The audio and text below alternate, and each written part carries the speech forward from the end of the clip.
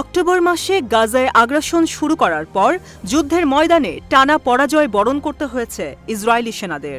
Israeli গণমাধ্যমের তথ্যমতে এখন পর্যন্ত প্রায় ৭০০-র কাছাকাছি ইসরায়েলি সেনা নিহত হয়েছে। কিন্তু এরপরেও শিক্ষা হয়নি জায়নবাদীদের। গত দুদিন ধরে গাজার রাফা ও সুজাইয়া এলাকায় আগ্রাসন বাড়িয়েছে দখলদার সেনারা, কিন্তু এই আগ্রাসনে হিতে বিপরীত ফলাফল পেল জায়নবাদীরা। গত শুক্রবার পূর্ব গাজার আল সুজাইয়া এলাকায় একদল ইসরায়েলি সেনাভর্তি ভবন উড়িয়ে দিয়েছিল ফিলিস্তিনি প্রতিরোধ যোদ্ধারা।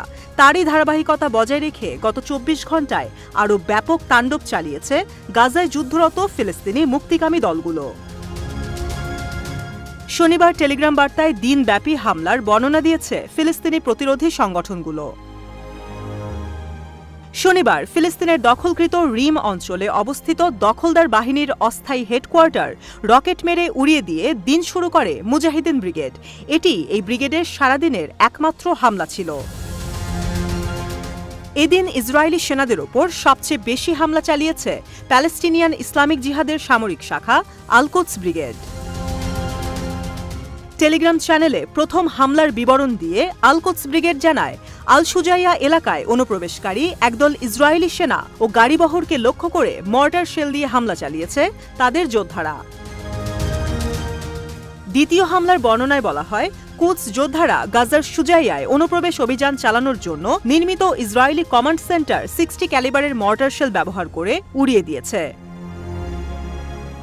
তৃতীয় হামলার বর্ণনায় উল্লেখ করা হয়, আল-কুদস যোদ্ধারা গাজার দক্ষিণ পশ্চিমে অবস্থিত তাল আল হাওয়া এলাকায় স্থলমাইন বিস্ফোরণ ঘটিয়ে দখলদার বাহিনীর কয়েকটি গাড়ি উড়িয়ে দিয়েছে।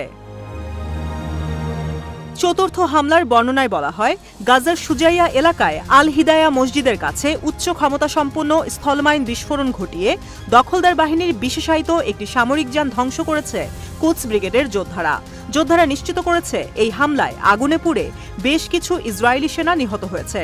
পরে একটি ইসরায়েলি হেলিকপ্টার এসে বিস্ফোরণের আগুন থেকে মৃতদেহ ও আহতদের সরিয়ে নেয়।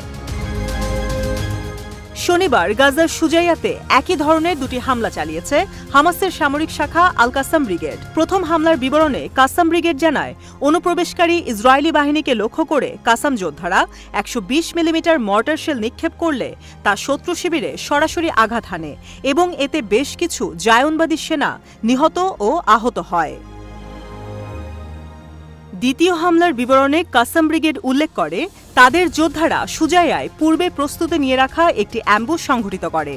দখলদার বাহিনীর জটলাকে লক্ষ্য করে অ্যান্টি পার্সোনেল শেল দিয়ে অতর্কিত হামলা চালালে ঘটনাস্থলে বহু ইসরায়েলি সেনা নিহত ও আহত হয়। পরে একটি হেলিকপ্টার এসে মৃত ও আহত ইসরায়েলি সেনাদের সরিয়ে নিয়ে যায়। এছাড়াও গাজায় আল আকসা ব্রিগেড ও আল কাসিম ফোর্স দিনব্যাপী বেশ কিছু অভিযান পরিচালনা করেছে।